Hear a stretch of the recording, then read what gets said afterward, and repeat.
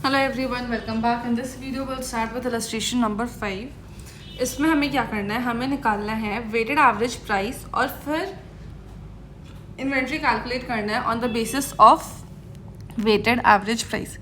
ठीक है, अब वेटेड एवरेज प्राइस कैसे निकालते हैं? आपका एवरेज इसके पहले वाले में देखा था, वो काफ़ी सिंपल था। उसमें हमने सिर्फ टोटल प्राइस लिया, एवरेज निकाला और क्लोजिंग क्वांटिटी से मल्टीप्लाई कर दिया।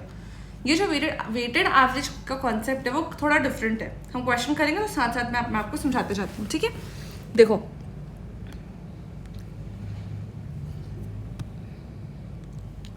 कहे क्या रहा है, सबसे पहले इलस्ट्रेशन 2 और 3 के बेसिस पे जो डेटा दिया हुआ है वही यूज़ करना है। मतलब बेसिकली इलस्ट्रेशन 2 में मुझे दिया हुआ था क्या मेरा रसीद्स आया है, और इलस्ट्रेशन 3 जो लीफो में किया था हमने, उसमें मेरे को इश्यूज़ के बारे बता रहा था, कितना कितना मैंने सेल किया है। ठीक है, तो मैं काम करती हूँ,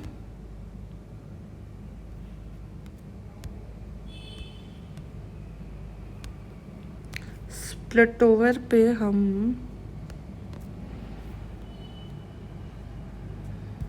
एक सेकंड, अच्छा नहीं छोड़ो। देखो हमने क्या किया है, सबसे पहले हमने 4 दिसंबर को 900 यूनिट्स खरीदा है 50 रुपये के हिसाब से। ठीक है, मैं क्या कर रही थी, मैं कोशिश कर रही थी कि एक साथ अगर 2 स्क्रीन खुल जाते हैं तो एक जगह हम डेटा डाल सकते हैं उसका, और इतनी होगा ये हो जाएगा। हाँ चलो,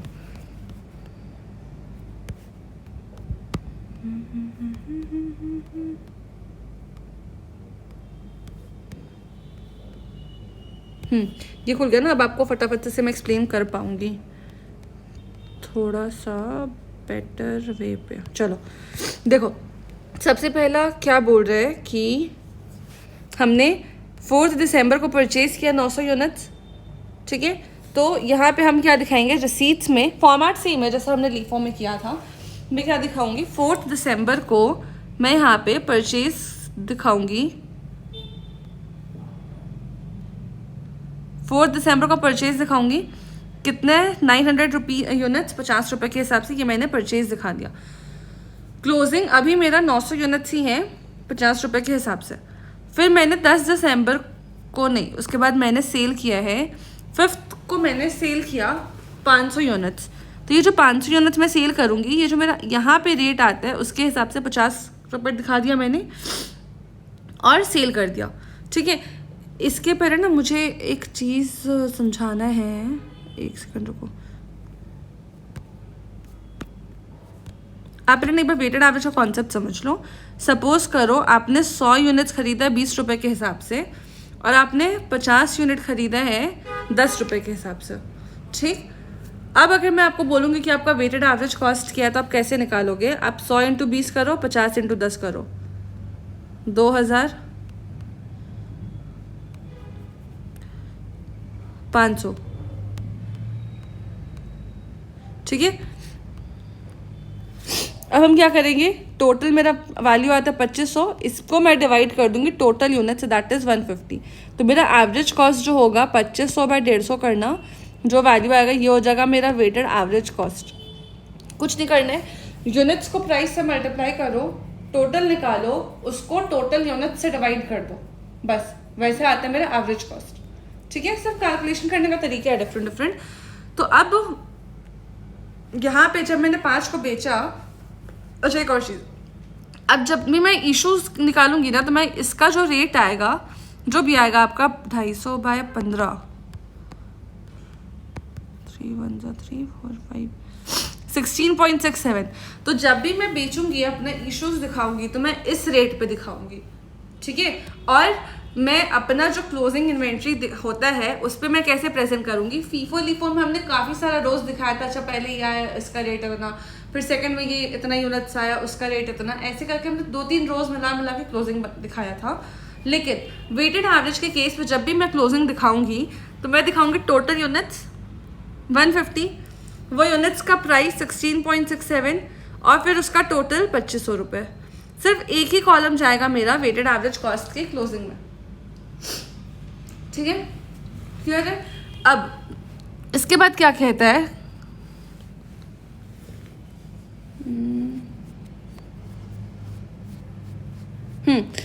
फिर 5 दिसंबर को मैंने बेचा है 500 यूनिट्स। 500 यूनिट्स का मैं प्राइस कितना लूँगी, यही वाला जो 50 रुपये, ये 50 रुपये ले लिया और मेरा इशूज़ आ गया कंप्लीट। इसके बाद फिर हम नेक्स्ट जाते हैं। नेक्स्ट हमने परचेज़ किया है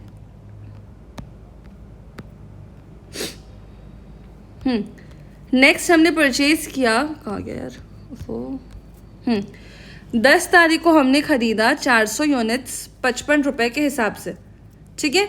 तो अब मैं यहाँ पे दिखा दूँगी 400 यूनिट 10 तारीख को, 400 यूनिट 55 के हिसाब से 22,000, ठीक है।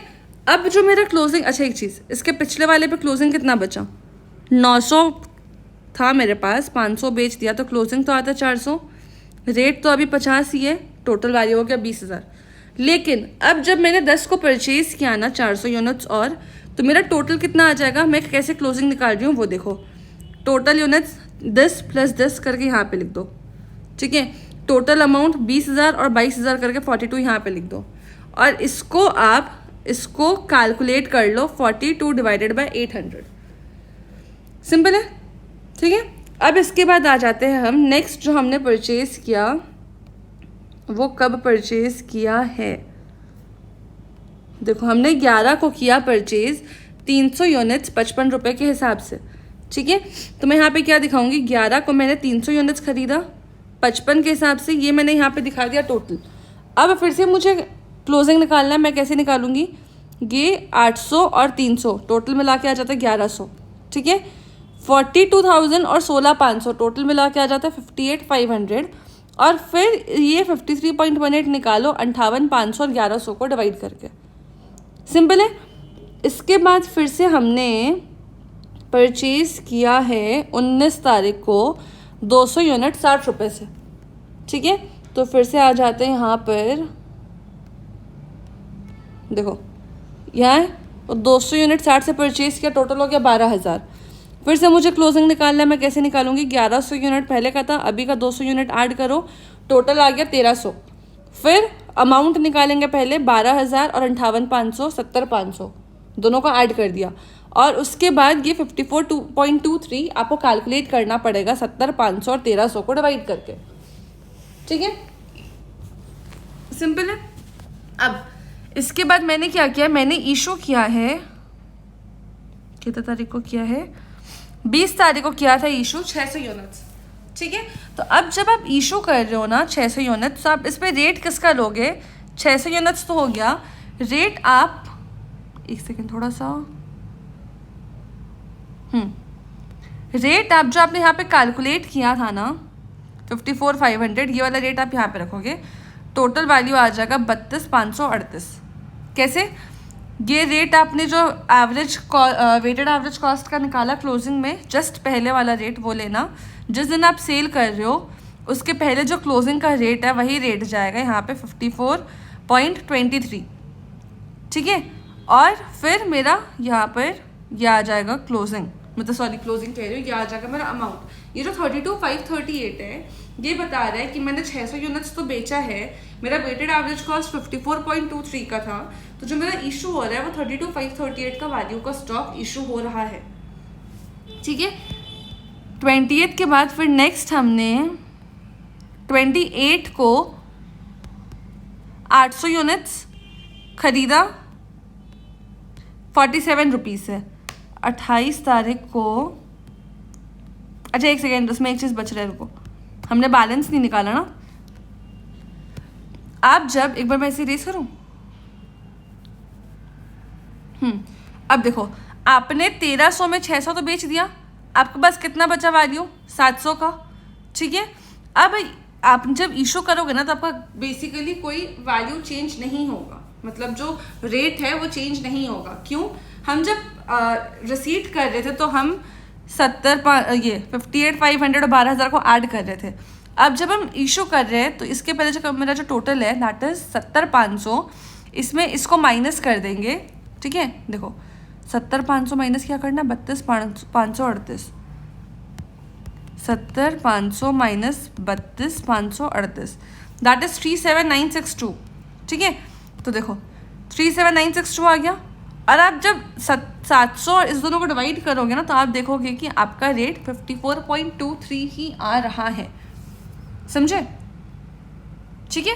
इसके बाद हमने अभी देखा कि 28 तारीख को उसने परचेज किया 800 यूनिट्स 47 के हिसाब से, तो टोटल वैल्यू तो आ गया मेरा 37,600। अब अगर मैं क्लोजिंग निकालने बोलूँ तो हम कैसे निकालेंगे? 700 और 800 को ऐड करो 1500, 37,962 और 37,600 को ऐड करो 35, 35, 70, 74, 75,562, ये मेरा 75,562 आ गया। रेट कैसे निकालेंगे हम? दोनों को डिवाइड करके 75,562 और 1500 को डिवाइड करेंगे तो मेरा आ जाएगा रेट। क्लियर है? इसके बाद फिर हमने इशू किया था लास्ट 29 को, क्वेश्चन देखते कितना इशू किया। देखो 29 को इशू किया है 500 यूनिट्स, ठीक है। तो अब हम इसे प्रेजेंट कैसे करेंगे वो देखो। 29 तारीख को मैं इशू दिखाऊंगी 500, रेट में क्या लूँगी 50.37, जो लास्ट जिस दिन इशू हो रहा है उसके जस्ट पहले का जो मेरा बैलेंस रेट है, बैलेंस में ये वाला रेट मैं यहाँ पे ले लूँगी। और टोटल वैल्यू तो अब आ गया 25,185, मल्टीप्लाई करके 50 और 50.37 को मल्टीप्लाई करो, आपका आ जाएगा 25,185, ठीक है। अब आपको क्या करना है? आपको निकालना है बैलेंस, क्लोजिंग बैलेंस। आप कैसे निकालोगे? एक बार इसे इरेज करो। अब हम क्लोजिंग बैलेंस कैसे निकालेंगे? देखो 1500 का स्टॉक था, 500 आपने बेच दिया, अब कितना बचा? 1000। 75,562 का टोटल वैल्यू था, 25,185 का आपने बेच दिया, तो दोनों को माइनस करो। 75,562, 25,185, 75,562, 25,185, 53,77, 53,77। और रेट जो है जब आप इस दोनों को डिवाइड करोगे तो आपका रेट ये सेम ही आएगा जो कि पिछले बार का भी था, ठीक है। ये हमारा क्वेश्चन कंप्लीट हुआ। एक बार मैं समराइज करा देती हूँ कि वेटेड एवरेज कॉस्ट में हमने क्या किया। देखो वेटेड एवरेज कॉस्ट में क्या करते हैं, जब जब रिसीट होगा हर बार आप, मतलब एक आपको बेसिक समरी जैसा बता रही हूँ। पहला चीज़ कि जब जब आप रिसीट करोगे तब तब आपका रेट चेंज होगा हर बार, लेकिन अगर आप इशू कर रहे हो तो आपका रेट चेंज नहीं होगा, ठीक है। हमने यही देखा ना, देखो जब जब आप इशू किए आपका रेट पिछले वाले जितना, इशू किए रेट पिछले वाले जितना, इशू किए रेट पिछले वाले जितना ही है, ठीक है। ऐसा क्यों होता है? क्योंकि जब भी हम इशू करते हैं तो जो पिछले बार का जो मेरा रेट होता है बैलेंस का, वही रेट से हम इशू करते हैं, तो उस वजह से मेरा जो रेट है आफ्टर इशूइंग द गुड्स वो सेम ही रहता है। लेकिन जब हम परचेज कर रहे होते हैं उस टाइम पे मेरा rate is bound to change, for sure वो चेंज करेगा ही करेगा, ठीक है। इसके बाद हर पॉइंट पे एवरेज निकालना जरूरी है। एवरेज हमने वेटेड एवरेज कैसे निकालना सीखा?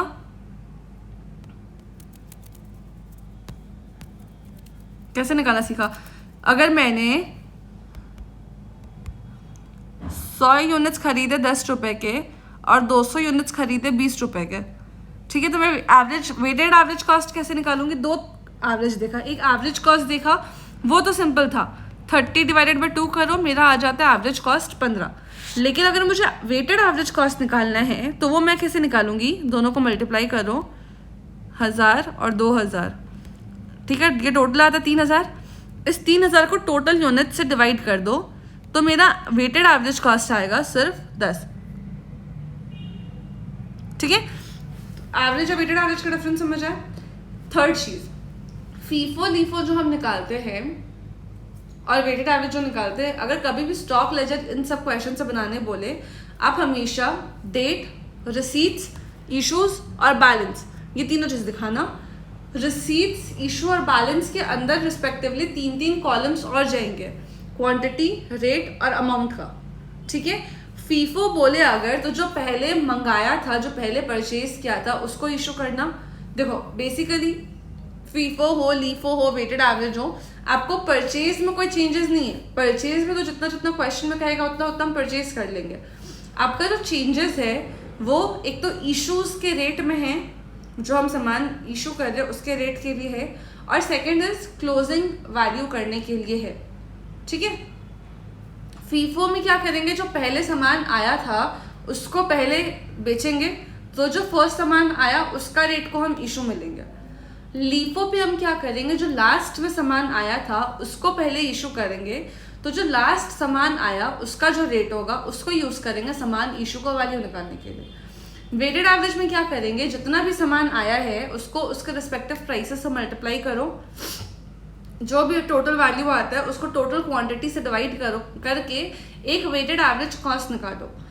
उस वेटेड एवरेज कॉस्ट के बेस जितना भी अमाउंट आएगा उस अमाउंट को हम यूज़ करेंगे सामान इश्यूज दिखाने के लिए। समझ आए?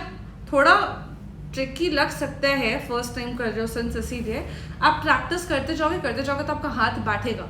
लेकिन हाँ, एक चीज़ बस क्या है कि क्वेश्चंस है सिंपल बट इनको सॉल्व करने में काफ़ी टाइम लग जाता है। क्यों? क्योंकि काफ़ी लेंदी है और आपको काफ़ी ध्यान से कॉशियसली करना है। गलती से रिसीट का चीज़ को इशू में डाल दिया या इशू का चीज़ को बैलेंस में डाल दिया, पूरा गड़बड़ हो जाएगा क्वेश्चन।